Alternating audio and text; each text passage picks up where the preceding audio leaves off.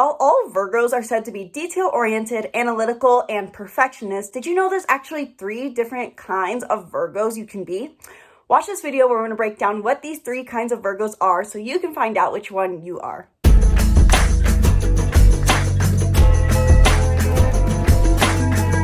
Hello and welcome back to the channel. I'm Isabel and today we're talking about the 3 different kinds of Virgos so you can find out which one you are. I'm filming this video because I recently published a video covering the 3 different kinds of Pisces and it blew up. So thank you guys so much for watching that video. You've blown up my channel.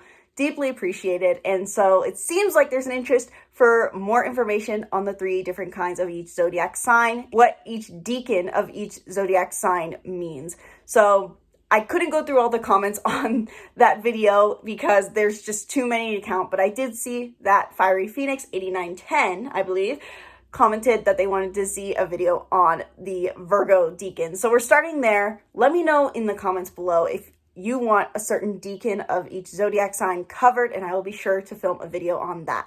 But I figured Virgo would be a good place to start for 2 reasons, not only because you commented Fiery Phoenix, but also because we have the South Node entering Virgo, and that means that Virgos, you guys are going to be in the spotlight in 2025 until July of 2026. Virgo horoscope is coming soon, so some Virgos really resonate with the idea or the stereotypical explanation that they are analytical, detail-oriented, perfectionist, critical, but not all Virgos resonate with that, and that is because there's 2 other, so to say, subtypes of Virgos based off of your decan.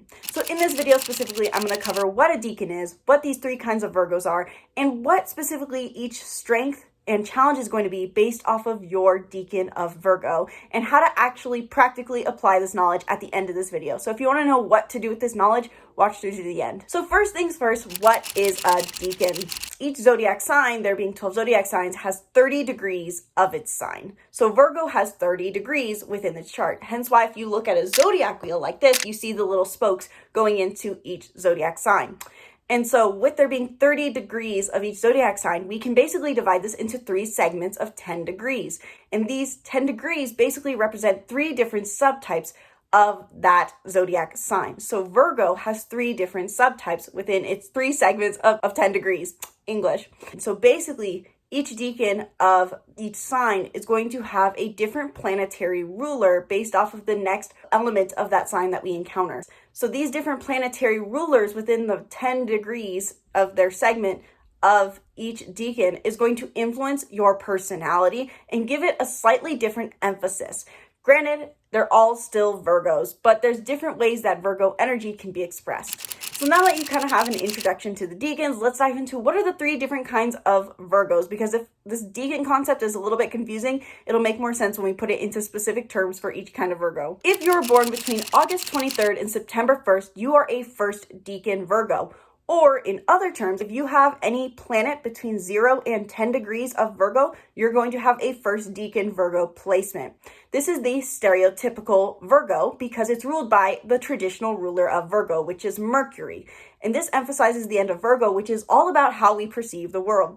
All Virgos are practical and analytical. They focus on the material side of things. But when the stereotypical Mercury ruler is here, this puts an emphasis on the side of Virgo, which is all about how they observe the world, meaning they see the details of everything. This version or edition of Virgo, the stereotypical Virgo, are the people who tend to be very organized or want a sense of logic in all that they do. Hence why these people tend to be very routine oriented. They take the material side, earth sign, Virgo, of practicality and material focus and combine it with the sign of Mercury or the planet of Mercury to become very practical in the way that they process the world. And so to do that, these people need a lot of routines. They focus on health habits. They focus on doing things that are logical in the way that they move about the world.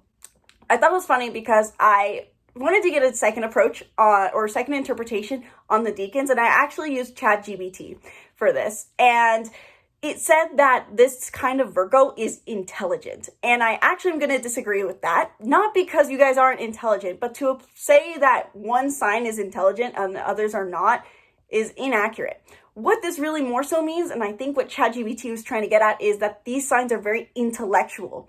Everything is about a linear process for them. This is really the first decan of Virgo is going to be all about using the left brain, which is how can everything be a clear, cohesive, step-by-step process, whether that be my thought process, the way I make my breakfast, or the way I go about going through work. So this decan of Virgo is very practical, analytical, process-oriented, detail-oriented in the end. But with that, there may be some challenges. I think of all the decans of Virgo, this decan of Virgo specifically, the first, is going to be the most prone to overthinking or being a little bit stuck in their ways. Because they're very left brain focused, with Mercury being their dominant ruler and wanting everything to be linear, these people may struggle with changing their way of doing things or changing their way of thinking about things. So while it's their strength that they're very logical, it may also be their weakness, and they may get stuck in their ways, prone to overthinking, or maybe even just not open to new ideas or new ways of doing things. If you're born between September 2nd and September 11th, you are a second decan Virgo. Another way to say this is if you have any sort of Virgo placements between 10 and 20 degrees of Virgo, you have a second decan Virgo placement, which, what does this change? It changes your planetary ruler. So if we were to look at the zodiac wheel, what is the next earth sign we would encounter as a Virgo is Capricorn. Capricorn's ruler is Saturn. And so this is the Saturn edition of Virgo. And this puts an emphasis, I think, really on the earth sign qualities, which is material focus. Saturn is the planet of responsibility. And so this is the Virgo that tends to be extra responsible and maybe a little less logical, because they see that their Virgo qualities are best channeled by modeling effort. These are the people who end up being extra hardworking and extra task focused. These are the people who really excel at just getting things done. These are very disciplined Virgos. So this really focuses more on the selflessness quality rather than the critical quality of Virgo. So if you hear that their Virgos are analytical and perfectionists, that might not resonate so much with you. And that's because you're focused on the effort end of things. Because really Virgo has two very dominant traits, which is this way they see the world and the way they act on the world. Their detail-oriented nature and their selflessness. And so the second decan of Virgo is extra selflessness focused and more effort focused. This is the most hardworking and service focused of the Virgo placements because Saturn's here. Saturn is responsibility. So Virgos, who are the second decan Virgos, all see that their qualities of analysis, practicality, pragmaticism, I think that's a word. Am I saying that right? Their analytical nature, their detail-oriented nature. All these qualities are focused towards responsibility and focused towards effort and determination and discipline. And so these people are the Virgos who always are focused on what am I going to do next? So given all that, the strengths of a second decan Virgo are they're disciplined, resourceful, patient, steady. But with that, there may be some challenges. These Virgos, with them being ruled by Saturn and always thinking about responsibility, can oftentimes lead themselves to burnout or feelings of unworthiness because they feel like they constantly have to do more.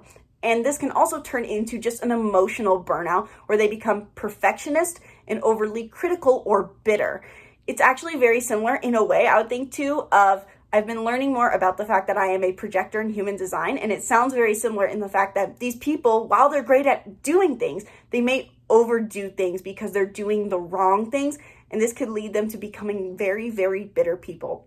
And so that is the biggest challenge that the second decan of Virgo, very similarly, will face, is either burning themselves out physically or burning themselves out mentally, emotionally, because they're doing too much for the wrong reasons rather than doing what's best in alignment for them. If you are born between September 12th and September 22nd, you are a third decan. Or if you have any Virgo placements between 20 and 30 degrees of Virgo, you have a third decan placement, which is the Venus edition of Virgo, the softest, most artistic, or the most gentle of the Virgos. This is probably the Virgo that least resonates with the perfectionist, analytical stereotype because Venus is all about love and romance. It's all about the finer things in life, the things that are not necessary for survival, but necessary to live a good life. And so with this Virgo, they channel all their selflessness, their left brain logic, their practicality, and their detail-oriented nature towards adding bonuses basically to life rather than ensuring survival. They're using it to make things more beautiful, which I feel like as I'm describing this, it sounds like I'm favoring this Virgo stereotype or this Virgo decan, but it's just truly how it is, so to say. Venus naturally gives Virgo a more, so to say, romantic outlook or expression of their natural talents. And so these are the people who, I think the best way to describe it is actually like in the Enneagram, a 2-wing 3, because the 2-wing 3 or 3-wing 2 is the hostess or the host, the charmer in the 3-wing 2 terms. And so these people basically combine an eye for image, an eye for beauty, an eye for success, and combine that with a selflessness and a service-oriented nature to be basically the perfect host for people. How can they put on the perfect party? And I think that is a really good description of the Decan 3 Virgo, because the Decan 3 Virgo is going to take all their analysis and they're going to be focused on using it to live a more beautiful life, but they're still selfless oriented or service oriented. So these are the kinds of Virgos who probably are the type to want to throw on parties, to help their community, to create something, whether that be poetry or the perfect meal, in service to make others feel good. But they're still very analytical. This is not to be confused with, so to say, Pisces energy or maybe even Libra energy that is all beauty focused or all romanticism.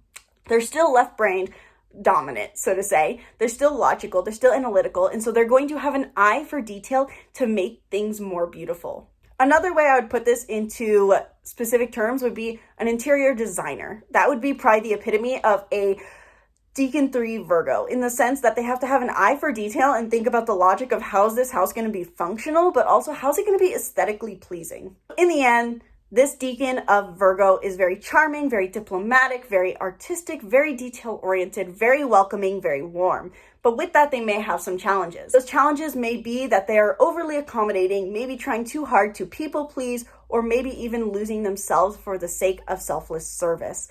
Given that Venus is the planet of love, I think that this Decan of Virgo can get their love a bit out of hand, in the sense that they either see things should be a certain level of beauty, live up to a certain standard, just very similar to how any Virgo is, but driven towards beauty of the world.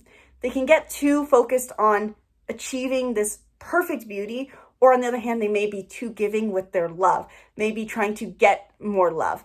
And though this could be that this Decan of Virgo struggles a lot with potential validation. As I said, it's very similar to being an Enneagram 2-wing 3 or 3-wing 2 in my interpretation, and both these types struggle with feeling a need to claim or prove their worthiness. And so I would guess that this Decan of Virgo struggles more with always trying to achieve some perfect ideal of being a perfect model citizen, and which is in very Venus themes, in the sense that it's you need to be the perfect beauty, the perfect romantic, make sure your image is perfectly poised.